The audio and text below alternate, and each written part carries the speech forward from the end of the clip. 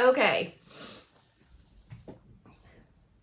So today I was going to make a video about breast cancer surgery. So a mastectomy versus a lumpectomy and the axillary clearance and all of that kind of stuff. The only thing is that I made some notes and then I kind of thought, oh, hang on a second now. I need to explain that I'm not a medical professional and I'm not qualified to give anybody instruction, let's say.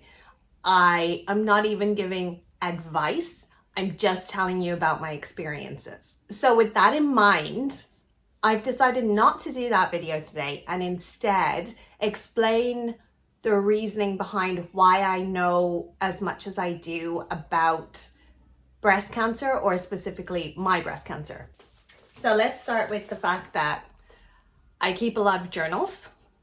Basically, I can read back. I read a few of these things actually now just before this, and it's amazing. I don't remember most of it. I don't remember having those feelings. And even one thing is that my writing is totally different.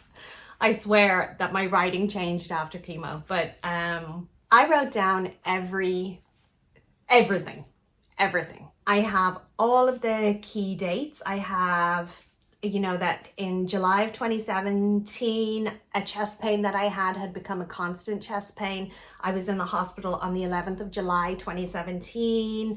I went to a different hospital to do a stress ECG, which was fine. It had nothing to do with my heart, and there was no follow-up from the hospital on it.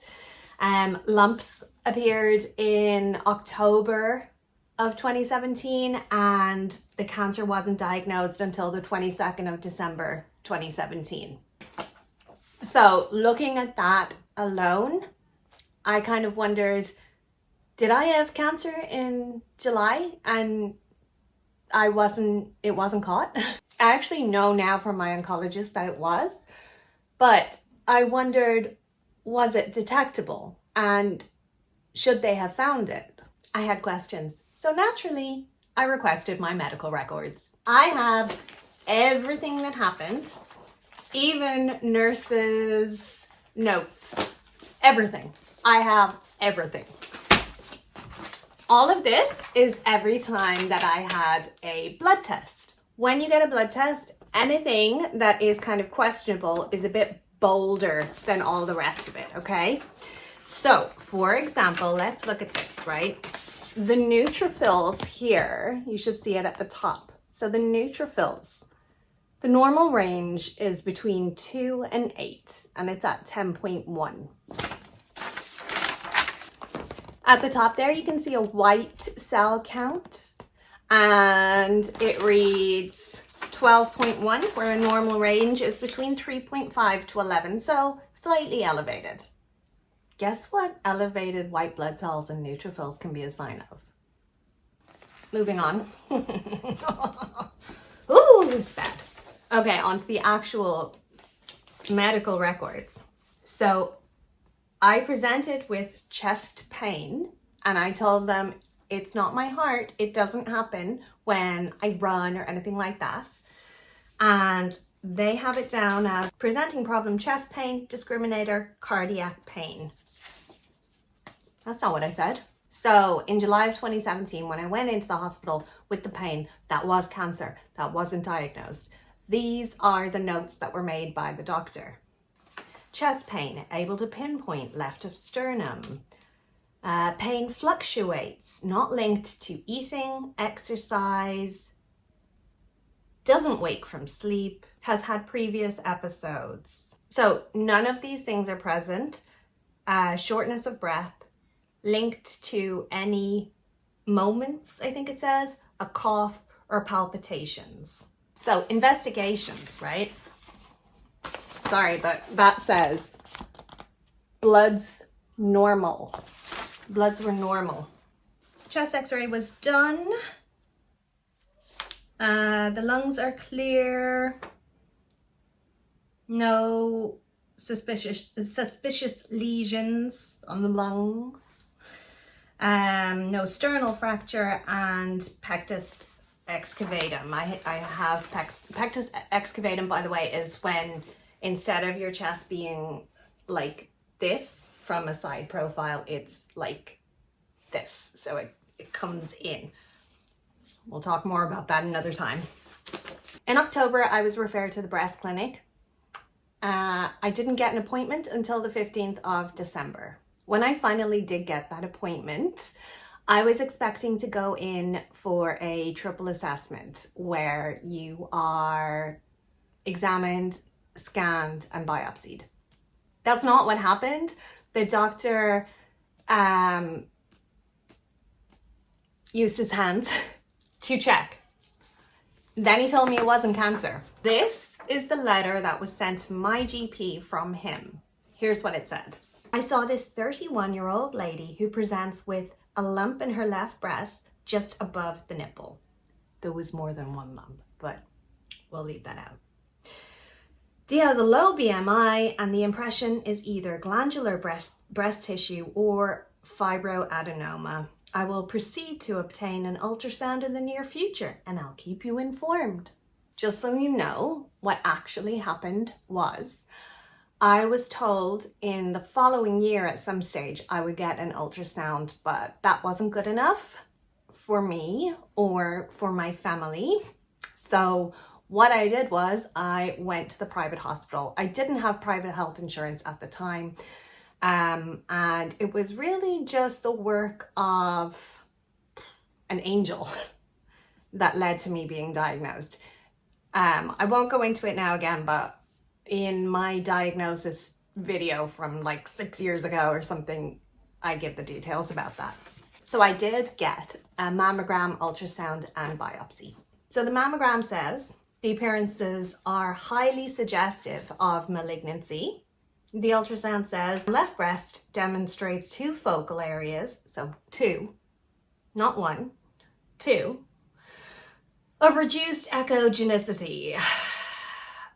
1 in the medial left breast and the further in the lateral left breast. Both are highly suggestive of malignancy. Following verbal informed consent, they were biopsied. There was also an abnormal lymph node in the left axilla. Fine needle aspiration was performed. Do you see? Do you see what happens if you don't take control? Back to keeping diaries. In order for me to accept what had happened and feel in control, I made a point of learning all about my cancer. In here, I do ask a lot of questions, like questions where I'm wondering something to myself. And, then of course, like I have questions where I've asked my doctors, but just one thing, for example, was that I didn't quite understand why I needed to have a mastectomy. And I don't mean why I needed to have surgery. Obviously, I know that, but it was, why did I need a mastectomy versus a lumpectomy? And it wasn't until the 25th of April. So we're talking about that I was diagnosed on the 22nd of December. So the 25th of April, the next year, I go in for a mammogram and an ultrasound before meeting with my surgeon to discuss the surgery. I know there has been shrinkage, as I can feel it myself. The ultrasound shows shrinkage. 2 areas still present, but lymph on left looks similar to the right. While doing the ultrasound, the doctor mentions calcifications on the mammo. She said chemo won't have an effect on them, which I had been told before, but I didn't fully understand.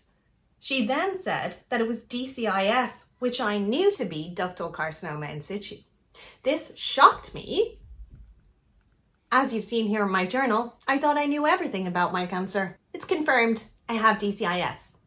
If you have extensive calcifications in your breast, so extensive DCIS, which is pre-invasive cancer, you have to have a mastectomy, basically.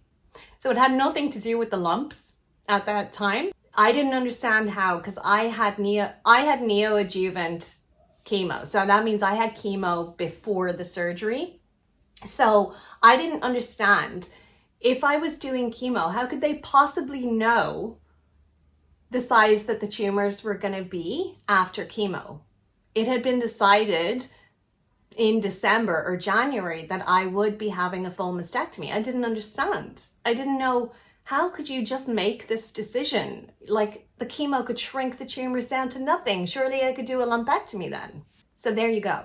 Only telling me about the invasive ductal carcinoma, not bothering to tell me about the DCIS. You have no idea. Like, at that time when I found out that information, it was like my whole world came tumbling down. Up until that point, I really had felt so much in control. Just a little top tip. If you are in the hospital and you're staying for a few days, your chart will be there. Just ask to see your chart, see everything that has been written, see what the doctor has prescribed, because I was in a situation after a mastectomy where I was given paracetamol. Turns out that the doctor had prescribed a really strong painkiller, and it wasn't given to me by the nurses. So I did go to my breast care nurse and I complained about it, and I saw her write in my file, and I have it here, I have her notes. Above where she wrote was completely blank, but when I got this, another nurse had filled in and said I had not voiced any complaints about pain. Who would have a mastectomy, be given only paracetamol, and not voice a complaint about pain? That's insane. So yeah, it's your chart. You have a right to see what's on it, and I would take a pen and initial that you've read it. Now, so histology after the mastectomy. Okay, they talk about firm areas, which corresponds to a tumor bed. So they did find 2 firm areas, but then they also say that some further firm areas are present in the lower outer quadrant of slices 2 and 3. They slice the tissue up after they've removed it, and have a look at it. In those slices, they talk about blocks, and they mention a tumor bed 1, 2, 3, 4. So 4 times. So where only 2 tumors had been seen, there were 4. So lymphovascular invasion is present. In terms of margins, the tissue at the periphery of the specimen is fragmented, and the margins are difficult to assess. The margin is less than 1 millimeter. It's invasive. I was told that I had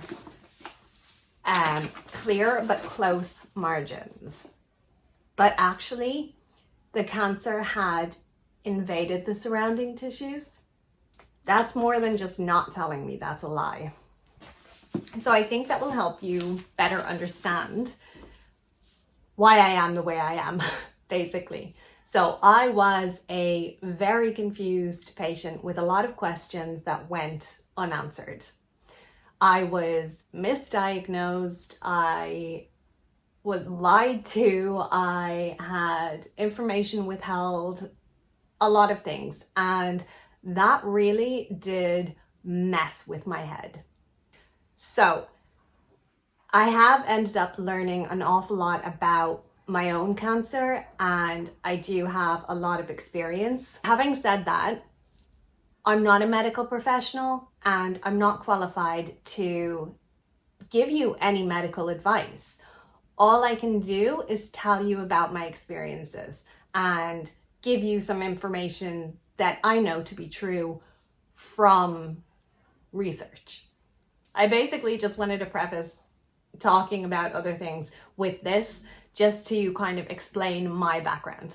Anyway, that's it. Thanks so much for watching. See you in the next one. Bye.